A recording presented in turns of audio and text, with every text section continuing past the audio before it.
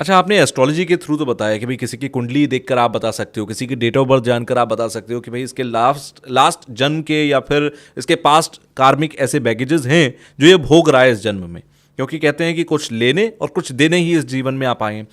क्या किसी की बॉडी को देखकर, क्योंकि आपने पिछले पॉडकास्ट में मुझे बहुत सारी चीज़ें बताई थी कि किसी का माथा ऊंचा है तो वो ऐसा होता है, क्या किसी की बॉडी पार्ट्स को देखकर या बॉडी लैंग्वेज को देखकर आप बता सकते हो कि इसके पास्ट लाइफ कर्मास क्या थे?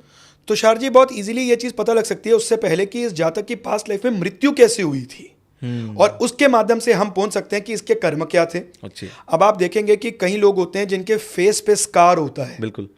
और कितनी भी आप स्किन की क्रीम्स लगा लीजिए वो जाता नहीं है। तो ऐसा माना जाता है कि ऐसे जातक की जो मृत्यु हुई होती है वो बहुत डार्कनेस के अंदर हुई होती है, अंधेरे में, अंधकार में। शायद ऐसा भी माना जाता है कि इनकी बॉडी कभी मिली ही ना हो। ओके। आप देखेंगे कई लोगों के लाल निशान होते हैं या पीठ पे कई निशान होंगे, तो ऐसा जातक जो होता है उसकी पीठ पे स्टैबिंग हुई होती है, यानी कि किसी ने उनके कॉन्शियसनेस के बिना उनको मृत्यु के घाट पहुंचाया होता है।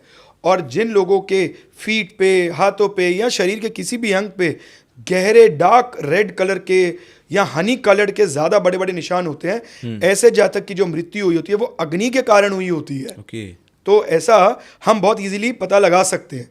जब इतने को हम पता लगा लेते हैं तो इसके बाद नेक्स्ट जो हमारा माध्यम आता है वो आता है कि भाई इनका जो अब rest of the body structured है, इनकी उंगलियों का साइज कैसा है, इनकी मृत्यु किस कारण से, किस समय पे, किस स्थान पे हुई थी, वहां से हम इनके कुछ पेंडिंग कर्मास को जान सकते हैं।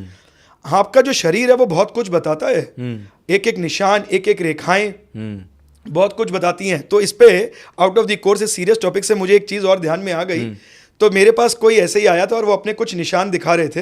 तो जैसे ही वो अपने निशान दिखाए और मैंने उनको बोला कि आपने अपने जीवन में स्वयं से, मैंने कोई कुंडली नहीं खोली थी, हम ऐसे ही ट्रेन में कहीं ट्रैवल कर रहे थे और रैंडमली था, तो उन्होंने मुझे दिखाया कि ऐसा निशान है। तो हम बातें करते, मैंने बोला हाँ, इसका मतलब ऐसा होता है कि आपके साथ ऐसा कभी हुआ होगा और आपको इस चीज़ का फियर इस जन्म में मिलेगा, मतलब it is with the proof कि आप फोबिक हो गए इस चीज़ की। बोले हाँ, मैं बहुत फोबिक हूँ इस चीज़ का। मैंने कहा यस, क्योंकि आप अपने पेंडिंग कर्मास हैं, आपके पास्ट लाइफ से लेके आ रहे हो। अब ज़्यादा उसमें हम डेप्थ में नहीं जाएंगे, क्यों कैसे उसमें नहीं जाएंगे, जनरली भी मैं नहीं जाता हूँ।